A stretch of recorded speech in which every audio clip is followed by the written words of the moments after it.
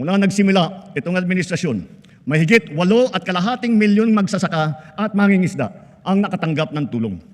Lalo pa natin paiigtingin ang mga programa ng pamahalaan para mas marami pa ang matutulungan. Libo-libong kilometro ng farm-to-market road na ang ginawa na at libo-libong kilometro pa ang pinapasinayaan. Libo-libong ektarya ng lupa ay nalagyan na ng patubig sa buong bansa at libo-libong ektarya pa ang patutubigan. Libo-libo ring makinarya at pasilidad ang ating binuksan at pinamigay para sa mga magsasaka at mangingisda. Marami po tayong ipapatayo na rice processing system. Itong mga pasilidad at mga bangkang yari sa fiberglass na ipamimigay naman sa mga mangingisda. Lahat ng ito ay sumusuporta sa kanila mula paghahanda, sa pagpunla, pag-ani, pagbiyahe hanggang sa pagbenta.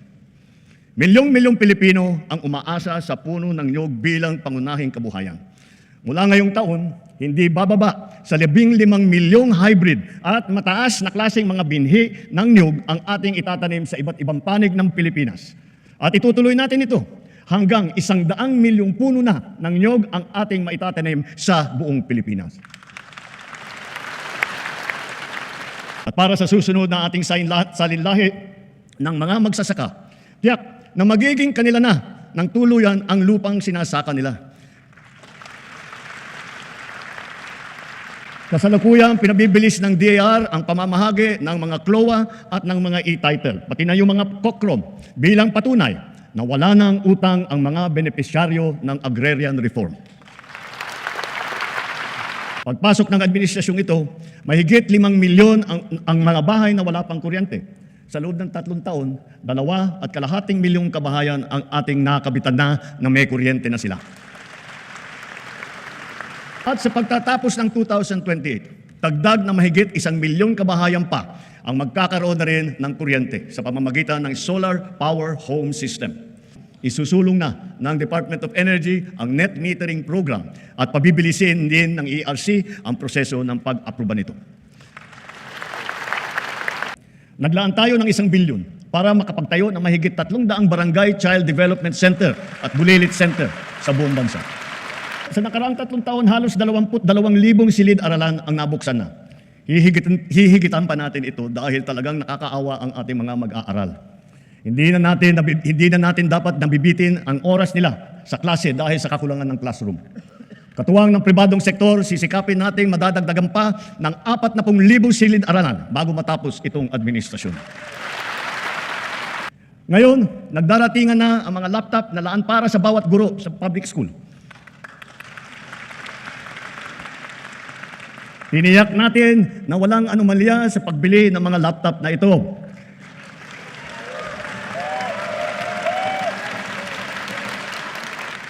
Nakahanda na ang mga high-tech at digital na mga materyales, mga smart TV, libreng Wi-Fi at libreng load sa bayanihan SIM card.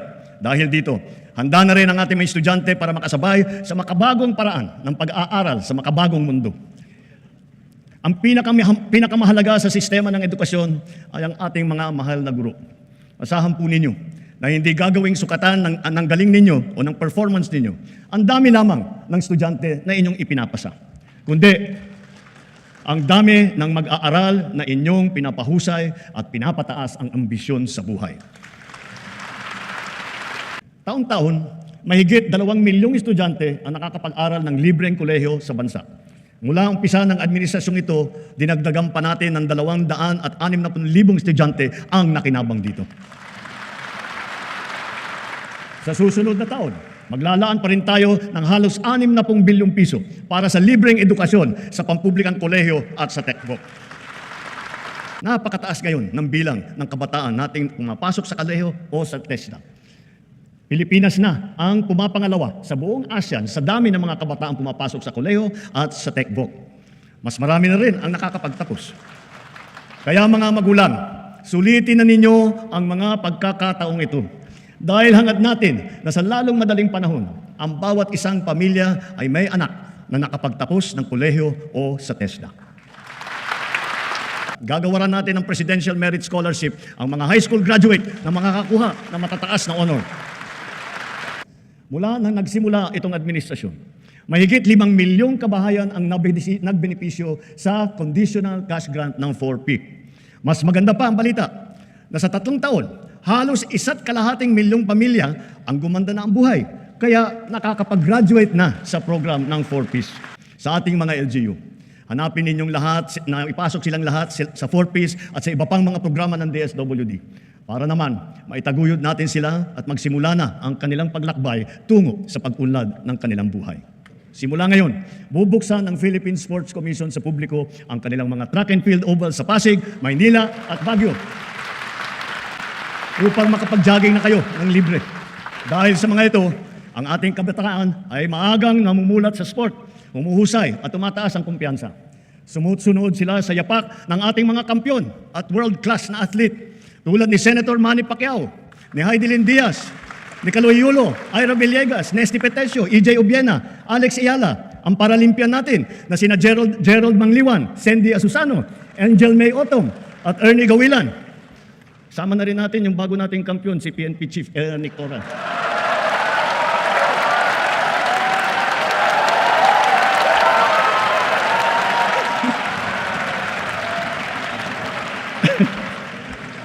Kasama ng edukasyon at pagsugpo sa kahirapan.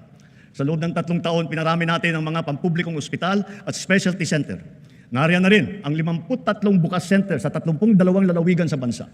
May libreng check-up, x-ray, lab test at iba pa. Ito ay para sa agarang serbisyong outpatient na hindi na kailangan magpa-confine pa sa ospital. Asahan ninyo, marami pa ang ating bubuksan na bukas. At nasisiyahan ako ng makapag-report na sa kauna-unahang pagkakataon, ang bawat bayan po sa Pilipinas ngayon ay may doktor. Mayroon ng magiging tagapag-alaga. Mayroon ng tagapag-alaga ng kalusugan ng mamamayan sa inyong lugar. Lahat po tayo ay miyembro ng PhilHealth. Pinataas at pinaganda na rin natin ang mga benepisyo. Lalo na para sa mga karamdaman na laganap dito sa ating bansa. Kapag kayo po o ang inyong kapamilya ay may sakit sa puso, huwag po kayong mag-alala. Covered na po sa PhilHealth ang pagpapagamot ninyo para sa atake sa puso, sa open heart surgery, heart valve repair o sa replacement. At may cancer assistance fund po tayo. Pandagdag para sa pagpapagamot ng mga cancer patient natin. May pondo rin para sa bakuna laban sa human papillomavirus na nagiging sanhi ng maraming klase na cancer. Para naman sa ibang klase na cancer na hindi sakop ng PhilHealth, meron po din tayong nilaang 1 bilyon at 700 milyong piso para pambili ng mga kinakailangang gamot para sa ating mga pasyente. Sa mga nagdadialysis, ang mga session ninyo na 3 beses sa 1 linggo, libre na sa buong taon. Libre na rin po pati ang mga kinakailangang mga gamot. Kung kakailanganin man ng kidney transplant, inakyat na natin ang limit hanggang 2,100,000 piso mula sa dating 600,000 piso. At ngayong taon, covered na rin ng PhilHealth ang mga serbisyo at gamot pagkatapos ng operasyon ng kidney transplant. Kung kailangan talaga na magpa-transplant, huwag po kayong matakot sa gastos dahil sagot na ng PhilHealth. At kung magkakasakit na malubhang dengue ang inyong anak, itinaas po natin sa 47,000 piso ang sagot ng PhilHealth. Ang pagtatanggal ng katarata ay inakyat na rin ang limit sa 187,000 na piso mula 16,000 piso. Pati ang mga sari-saring serbisyong outpatient, kasama rin po ngayon ang PhilHealth. Kapag may kailangan kayong dalhin sa emergency, huwag po kayong mag-atubiling itakbo sa ospital. Covered na rin po yan ng PhilHealth. Kapag lumabo ang mata ng inyong anak at kailangan magpasukat ng grado, pati na rin ang pagpapagamot nila laban sa malnutrition, ito na rin ay covered na rin ng PhilHealth. At para sa mga PWD, sakop na rin ng PhilHealth ang inyong therapy at rehabilitasyon, pati na rin ang mga mahalagang kagamitan pagsuporta para sa inyo. Pinabibilis pa natin ang proseso ng pagbayad ng PhilHealth sa mga ospital at mga klinika para naman siguradong maayos at hindi naantala ang kanilang serbisyo sa mga pasyente. Maaasahan pa rin ng mga pasyente ang medical assistance program kung kulang ang pambayad sa ospital. Mula pumasok ang administrasyong ito, nakapaghatid ito ng tulong sa higit 11,2 milyong Pilipino. Higit sa lahat, padadaliin pa natin ang proseso ng medical assistance dahil ipapasok na po ito sa ating e-Gov app. Mga kababayan, asahan po ninyo, ginagawa natin lahat para matulungan kayo na magpapagaling at lumakas. Ngunit batid natin ang mga realidad sa mga pampublikong ospital. Kanya-kanya ang bili ng medical supply. Kanya-kanyang lakad ng medical assistance para sa bill na hindi kayang bayaran. Kaya sa lahat ng aking binanggit na mga haligi na itaguyod na natin, ang bahaging sasagutin ng PhilHealth, ang sari-saring pondo na pamahalaan para sa medical assistance kagaya ng MAIP, PCSO at PAGCOR, at ang karagdagang pondo na ibibigay pa natin sa mga DOH hospital, areglado na ang lahat sa ospital pa lang. Wala nang kailangang pangpuntahan o lapitan pa. Ito po, itinuloy na po natin ang zero balance billing. Libre po. Ibig sabihin, ang serbisyo sa basic accommodation sa ating mga DOH na ospital, wala nang babayaran ang pasyente dahil bayad na ang bill ninyo. Uulitin ko, wala nang kailangan bayaran ng pasyente basta sa DOH hospital dahil bayad na po ang bill ninyo.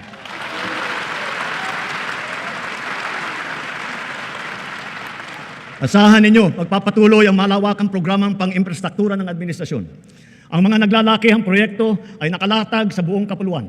Mga daan, tulay, tren, paliparan, pantalan, patubig at murang pabahay. Ilan dito matatapos ngayong administrasyon na ito?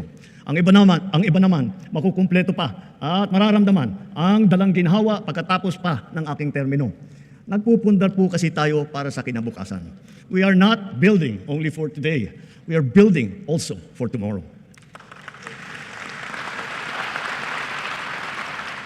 Habang ginagawa ang ating mga tren tulad ng North-South Commuter Railway at ang ating mga subway, patuloy din ang pagpapaganda natin sa serbisyo ng MRT at saka LRT. Ang dating 20% diskwento sa LRT at MRT para sa PWD, sa senior at sa estudyante ay tinaas na natin sa 50% na diskwento. Mayroon na po tayong 1+3, Pamilya Pass. Ito ay tuwing linggo, para naman may konti pang matitipid ang pamilya sa kanilang pamamasyal at sa kanilang pagsimba.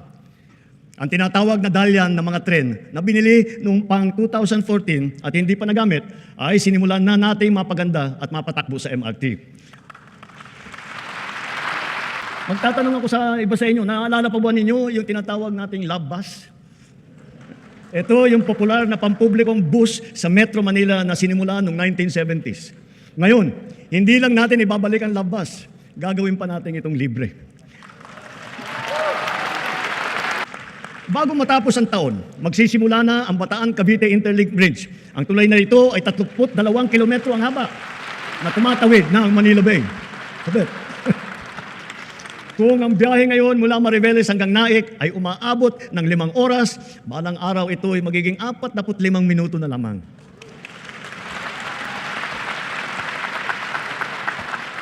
Ang mga riles ng PNR Bicol Line na sinira ng Bagyong Christine ay unti-unti nating pinatitibay at naayos na. Kasama ang Binahan Bridge. Hindi magtatagal, madadagdagan pa ang haba ng linya na ito at aabot sa Ragay, Camarines Sur hanggang Tagkawayan, Quezon. Sa 2026, inaasahang magbubukas na sa motorista ang bahagi ng extension ng SLEX mula Santa Tomas, Batangas hanggang Chaong, Quezon. Kapag natapos itong buong proyekto, ang dating 4 na oras na biyahe, magiging 1 oras na lang. Halimbawa, sa Kabagan, Santa Maria Bridge na sa Isabela, sinimulan noong 2014, ginastusan ng taong bayan ng 1 bilyon. 10 taon, tinayo. Nung binuksan, ilang araw pa lang, giba na agad. Napakamahal, ang tagal ginawa, ang bilis na sira. San Juanico Bridge naman, 50 taon na, nakatayo pa rin hanggang ngayon. Ganun siya katibay. Ngunit nakaligtaan naman ang wastong pagmintina at pagkumpuni sa pagdaan ng mga dekada. Nalagay patuloy sa panganib ang publiko. Hindi po dapat ganito. Sa Build Better More, higit ang kapakanan at kaligtasan ng mamamayan ang napakamahalaga. At ang mga proyekto, tama dapat ang disenyo. Mataas dapat ang kalidad, natatapos sa takdang oras, at naaalagaan at namimintina na mabuti. Napakahalaga ng internet sa ating pagtahak patungo sa bagong Pilipinas. Kaya nitong padaliin at baguhin ang pamumuhay ng ating mga mamamayan. Hindi lang ito para sa may kaya o para lamang sa mga bata. Ito ay kailangan na ng lahat. Natapos na ang Phase 1, 2 at saka 3 ng ating National Fiber Backbone Project na magpapalakas at magpapabilis sa ating internet. Kasabay nito, patuloy pa natin pinalalawig ang libreng Wi-Fi sa buong bansa. Noong Hunyo ng 2022, mga 4,000 free Wi-Fi sites lang ang meron tayo. Ngayon, halos 19,000 ang free Wi-Fi sites sa buong bansa.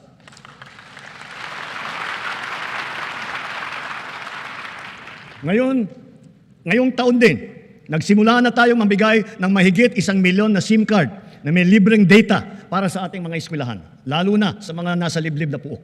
Halos 12,000 pampublikong paaralan pa ang walang internet. Kaya sinusiguro ng DICT at ng DepEd na bago matapos ang taong ito, magkakaroon na ng koneksyon ng internet ang lahat ng pampublikong paaralan. Ang eGov app ay nagana, nagagamit at napapakinabangan ng ating taong bayan. Patuloy pang dumarami ang serbisyo tiyak na praktikal sa bawat Pilipino. Ngayon, mahigit 40 serbisyo ng pamahalaan kasama ng mga LGU ang nasa eGov app. Gamit ng app, maaari nang gawin at ayusin ang sari-saring mga serbisyo at proseso ng pamahalaan na dati ay pinipilahan pa natin ng ura-urada.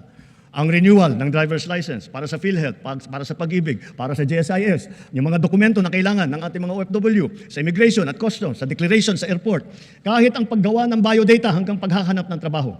Mga government ID natin, kasama ng national ID at marami pang iba.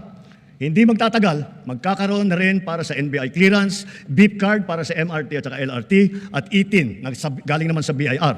Kaya, i-download nyo na po ang eGov app. Sa pinagsama-samang serbisyo sa isang mobile app, ang pamahalaan ay talagang mas malapit na at nasa inyo ng mga kamay.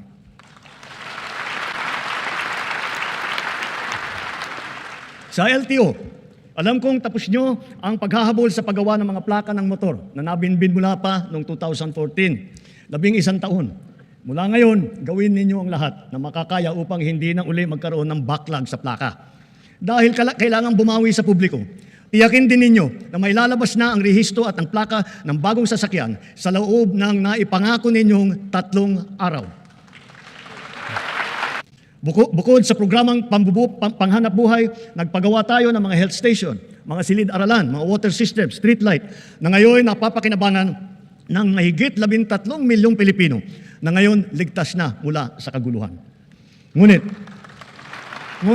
kahit pa sinasabing bumababa ang antas ng krimen sa bansa, walang ibang magpapalubag ng pangamba at pagkabahala lalo na sa ating mga biktima mismo ng kriminalidad.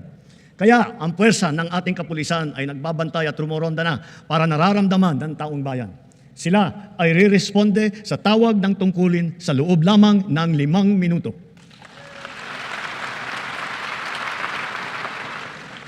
Nagtutulungan ang buong pamahalaan para lutasin ang mga kaso ng mga nawawala dahil sa walang pakundangang kagagawan ng mga sindikato sa likod ng madilim na mundo ng mga sabungan. Hahabulin at pananagutin natin ang mga utak at mga sangkot, civilian man o opisyal.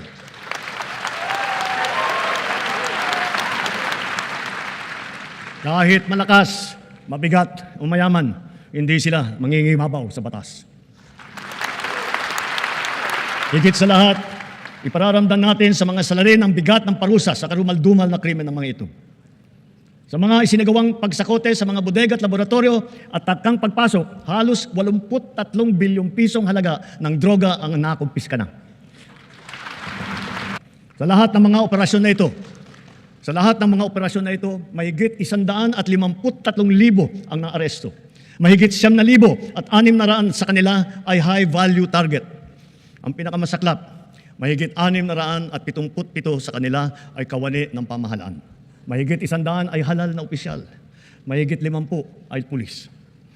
Sa 3 taon lamang, halos mapantayan na ang kabuuang huli ng nakaraang administrasyon.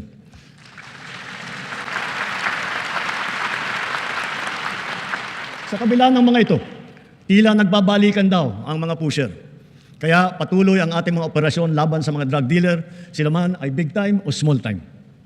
Subalit ngayon, mas pataas pa ang ating kumpiyansa dahil mas marami na tayong mga kasangga na magiging kabalikat natin sa oras ng matinding pangangailangan. Then as now, our foreign policy remains the same. The Philippines is a friend to all. The Philippines is an enemy to none. That will be our main focus as we, the Philippines, host the ASEAN Summit in 2026. Matapos ang mahigit 4 na araw, ang mga kababayan nating nang binihag ng rebeldeng Houthi ay pinalaya na rin, dala ng ating pakikipagtulungan sa Sultanate of Oman.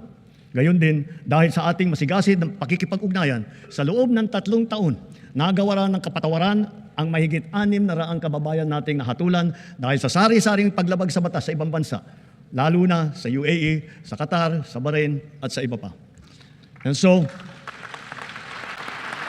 for their crucial and most beneficent sovereign intervention, I personally convey the entire nation's sincerest gratitude to the Sultanate of Oman, the United Arab Emirates, the State of Qatar, the Kingdom of Bahrain, the State of Kuwait, and to all the leaders of various countries that have granted clemency and have shown kindness to our beleaguered compatriots. Maraming salamat po. Thank you very, very much. Kasama ng mga mahalagang infrastruktura, dadagdagan pa natin ang mga makabagong evacuation center ng ating naipatayo na. Hindi na dapat pang gamitin bilang evacuation center ang ating mga paaralan. Kitang-kita ko na maraming proyekto para sa flood control ay palpak at gumuho. At yung iba, guni-guni lang. Huwag na po tayo magkunwari. Alam naman ng buong madla na nagkakarakit sa mga proyekto.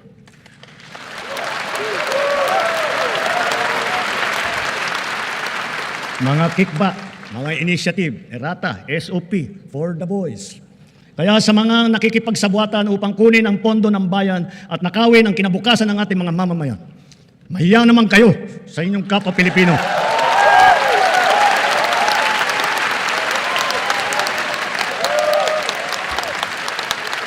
Mahiya naman kayo sa mga kabahayan nating naanod o nalubog sa mga pagbaha. Mahiya naman kayo, lalo sa mga anak natin na magmamana sa mga utang na ginawa ninyo na binulsan nyo lang ang pera.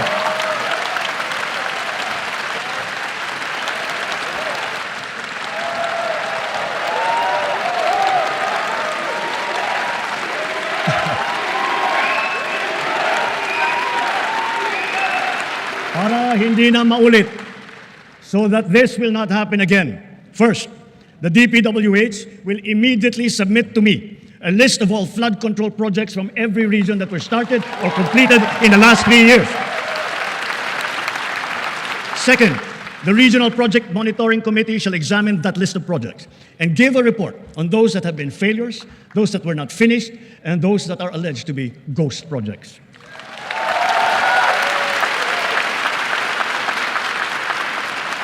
And third, we will publish this list.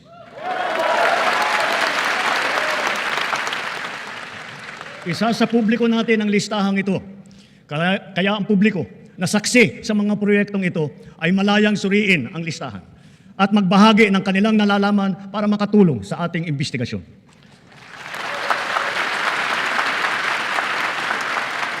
At the same time, there will be an audit and performance review regarding these projects to check and make sure and to know how your money was spent. Sa mga susunod na buwan, makakasuhan ang lahat ng mga lalabas na may sala mula sa investigasyon, pati na ang mga kasabwat na kontratista sa buong bansa.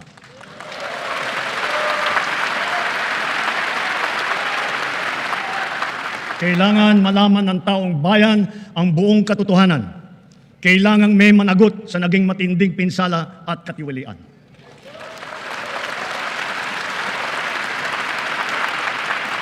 Therefore, for the 2026 national budget, I will return any proposed general appropriations bill that is not fully aligned with the national expenditure program.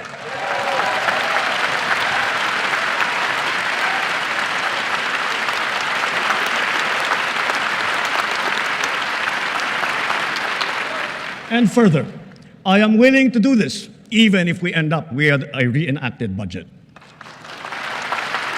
Hindi ko aaprubahan ang kahit anong budget na hindi alinsunod sa plano ng gobyerno para sa sambayanang Pilipino. Mga kababayan, sa paghantong natin sa kalahati ng termino ng administrasyon, susuong tayo sa susunod na 3 taon. Dala-dala sa aking puso ang mga leksyon na natutunan ko mismo mula sa inyo. Ito ang nagbibigay sa akin ng bago at pinag-iba yung gana sa trabaho, sigla sa serbisyo at dedikasyon sa Pilipino.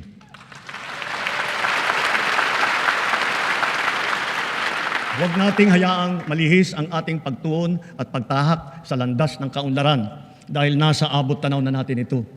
Ito ang ating dapat na pagtulungan. Ito ang ating dapat na pinagtutunguhan. At kayang-kaya natin ito marating at maisakatuparan. Sa wika ng ating bayani, only he who, from whatever position he occupies, whether high or low, strives for the greatest good possible for his fellow man, possesses true patriotism. Alam po natin sa ating puso kung ano ang tama, kung ano ang mali, kung ano ang mas mahalaga at mas makakabuti sa sarili, sa pamilya at sa ating bayan. Sa mga matitinding hamon na binabato at hinaharang ng ating mundo ngayon, nasa likod ninyo ang pamahalaan. At huwag tayong matakot, huwag tayong titiklop, huwag tayong mawawalan ng pag-asa. Dahil ang Pilipino ay likas na matapang, magaling, masipag, matibay, at mabuti.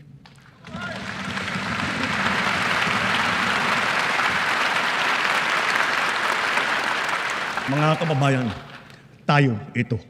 Tayo ang bagong Pilipino. Mabuhay po kayo at magandang gabi po sa inyong lahat.